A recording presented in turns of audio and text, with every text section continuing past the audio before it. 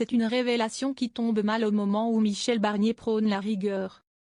Si le Premier ministre ne cesse de demander à ses ministres de montrer l'exemple, alors que les finances publiques sont en berne, Gérald Darmanin serait pour sa part parti avec un gros avantage du ministère de l'Intérieur. Le désormais député du Nord a quitté Beauvau bien accompagné, pas moins de 12 officiers de sécurité et 3 voitures.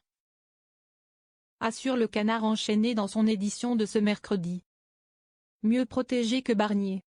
Habituellement, un ancien ministre de l'Intérieur se contente d'un véhicule et de 4 gorilles. L'hebdomadaire satirique note au passage que c'est un record et c'est surtout plus que pour l'actuel Premier ministre. Le symbole risque donc d'être difficile à avaler du côté de Matignon. Lors de la passation de pouvoir avec Bruno Retailleau, Gérald Darmanin a appuyé sa demande avec une note de l'unité de coordination de la lutte antiterroriste, UCLA.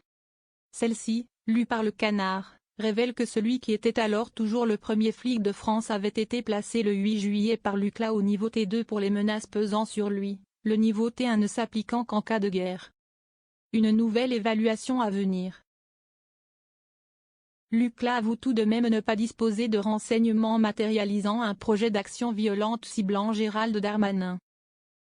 C'est donc seulement un principe de précaution au regard notamment de la sensibilité particulière des fonctions exercées par le ministre de l'Intérieur, mais aussi de sa forte exposition médiatique.